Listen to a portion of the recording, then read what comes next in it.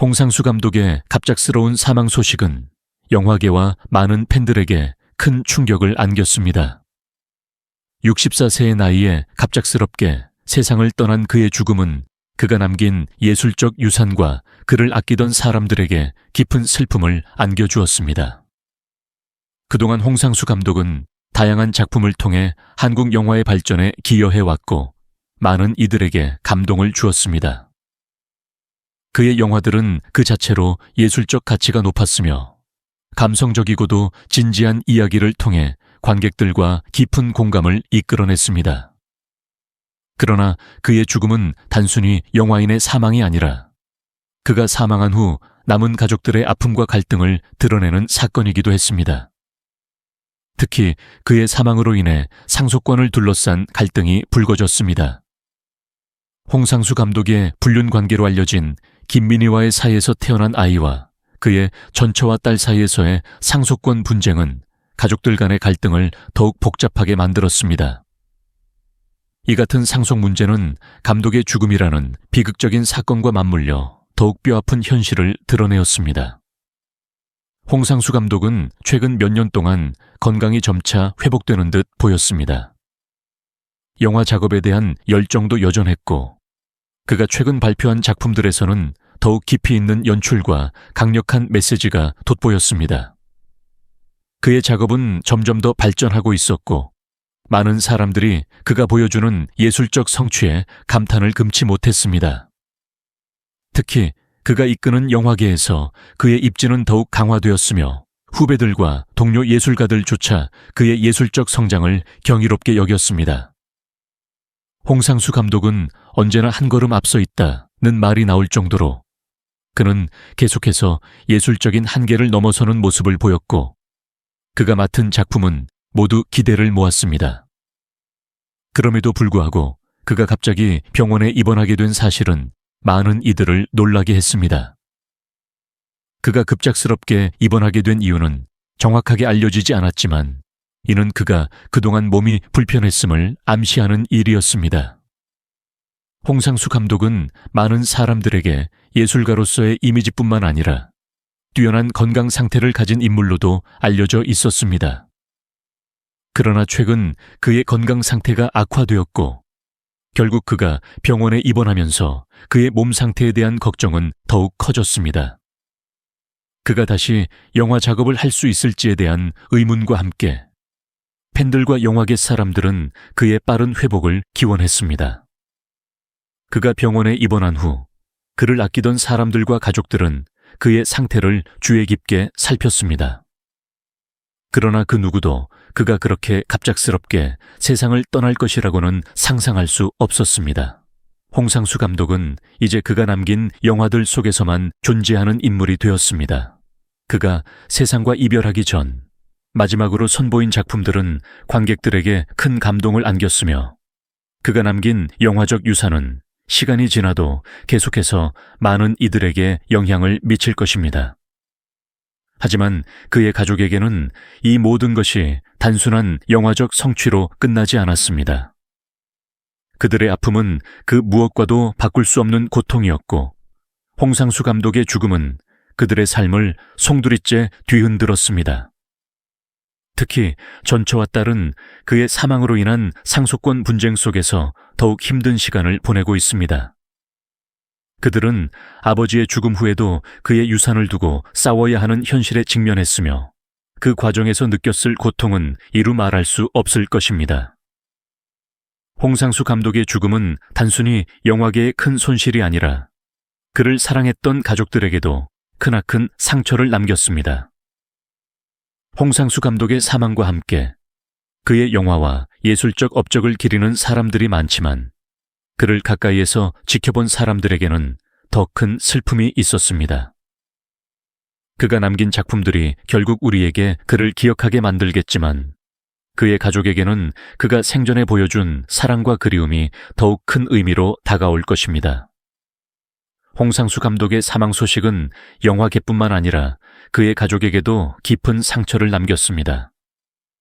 특히 그의 전처는 그에 대한 감정이 복잡한 가운데 홍상수 감독과 김민희와의 관계가 밝혀지면서 그녀는 더욱 큰 슬픔과 혼란에 빠졌습니다. 홍상수 감독과 김민희가 이미 아이를 가졌다는 소식은 전처에게 큰 충격을 안겨주었고, 이로 인해 상속권을 둘러싼 논란도 불거졌습니다. 많은 사람들이 이 사실에 대해 궁금해했지만 법적 측면에서 이를 어떻게 받아들여야 할지에 대한 논의는 복잡했습니다. 변호사 양은 이에 대해 설명하며 일반 가정에서 자녀가 태어나고 그 자녀들이 부모의 재산을 상속받는 것은 자연스러운 과정이라고 밝혔습니다. 그러나 사생아라는 부정적인 인식이 퍼져 있기 때문에 많은 사람들이 사생아는 상속을 받을 수 없다고 생각하는 경향이 있다는 점을 언급했습니다. 그는 법적으로 봤을 때 사생아라도 부모의 자녀로 인정되면 법적으로 상속권을 가질 수 있다며, 하지만 이를 법적으로 인정받으려면 별도의 절차를 거쳐야 한다고 덧붙였습니다. 홍상수 감독의 경우 이미 결혼을 했지만 전처와 별거 상태였기 때문에 법적으로 그의 전처는 여전히 그의 법적 배우자로 간주됩니다. 변호사 양은 비록 현재 별거 중이라 할지라도 법적으로는 여전히 배우자이기 때문에 상속권에 대한 문제는 특별한 이유가 없다고 설명했습니다. 그러나 상속권을 상실하는 경우에 대해서도 설명하면서 상속인이 심각한 범죄를 저지른 경우, 예를 들어 고인을 살해하거나 살해하려 했을 경우 그 상속권을 박탈할 수 있다고 말했습니다. 홍상수 감독의 전처는 그동안 가족을 지키기 위해 많은 노력과 희생을 해왔습니다. 그녀는 결혼 당시 홍상수 감독과의 관계를 깊이 신뢰했으나 시간이 지나면서 그들의 관계는 점점 소원해졌고 결국 두 사람은 이혼을 하게 되었습니다. 이 과정에서 그녀는 큰 아픔을 겪었지만 여전히 그녀에게는 홍상수 감독과 함께한 시간이 의미 깊었던 만큼 그의 죽음은 그 자체로 큰 충격이었습니다. 한편 홍상수 감독의 외도와 그로 인한 김민희와의 관계는 대중의 많은 관심을 끌었습니다. 그들이 처음 만난 것은 2015년 영화 지금 이 순간의 촬영 현장에서였으며 이후 2017년에는 공식적으로 연인 관계임을 인정했습니다. 두 사람은 홍상수 감독의 여러 작품에서 함께 작업을 했고 그들의 관계는 공개된 후에도 계속해서 화제를 모았습니다. 특히 김민희는 홍상수 감독과의 관계를 숨기지 않고 공개적으로 사랑을 표현했으며 이는 많은 이들의 관심을 받았습니다. 그런 가운데 김민희가 지난해 여름 자연스럽게 임신을 했다는 소식이 전해졌습니다.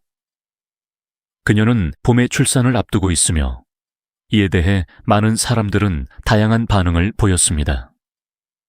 김민희는 출산을 앞두고 몸을 보호하기 위해 외출 시 주의 깊게 행동했으며 최근 인천공항에서 홍상수 감독과 함께 있는 모습이 포착되기도 했습니다. 김민희는 선글라스와 마스크를 착용해 얼굴을 가린 채 불편한 시선을 피하며 홍상수 감독과 함께 공항을 지나갔습니다. 그녀의 배가 불러오는 모습은 많은 이들에게 그들이 미래를 함께 준비하고 있음을 알리는 신호였지만 그들의 관계가 전처에게 얼마나 큰 충격을 안겨주었는지 짐작할 수 있었습니다.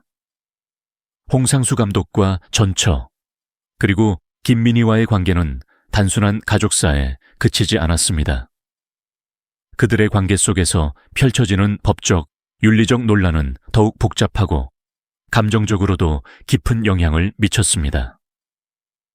홍상수 감독의 전처는 그동안 자신의 가족을 지키기 위해 애쓰며 그의 복잡한 개인사를 감내해야 했습니다. 그러나 결국 그녀는 홍상수 감독의 죽음 이후 상속권 문제를 둘러싼 논란에 휘말리게 되었고 이로 인해 그녀는 다시 한번 깊은 아픔을 겪게 되었습니다. 1996년 홍상수 감독은 영화 돼지가 우물에 빠진 날로 영화 감독으로 데뷔하게 되었다. 구요서의 동명소설을 원작으로 한 이 영화는 그 특이한 서사와 혁신적인 편집 기법으로 공개되자마자 비평계에 큰 충격을 주었고 열렬한 지지를 받았다. 이 영화는 그동안 한국 영화에서 보기 힘든 독특한 스타일로 많은 관객들을 끌어들였고, 홍상수는 그 덕분에 일약 주목받는 감독으로 떠오르게 되었다. 특히 영화 평론가 정성일은 1996년은 홍상수, 김기덕, 임술래의 데뷔작이 있었기 때문에 한국 영화계에 큰 의미를 가지네 라고 극찬을 아끼지 않았다. 비록 그들의 작품이 상업적으로 큰 히트를 기록하지는 않았지만 영화계 내에서 그들의 존재감은 확실히 뚜렷하게 자리 잡았다. 홍상수 감독의 영화는 시간이 지나도 여전히 많은 비평가들 사이에서 찬사를 받고 있다. 특히 정성길은 홍상수 감독의 최고의 작품으로 돼지가 우물에 빠진 날을 꼽으며 그 작품이 한국 영화에 미친 영향을 강조했다. 더 나아가 이 영화는 송강호의 영화 데뷔작으로도 잘 알려져 있다. 송강호는 영화에서 주인공의 대학 친구 역할을 맡았고 그 역할은 단지 한 장면에 불과했지만 이 영화가 그의 영희 인생을 여는 중요한 시작점이 되었다.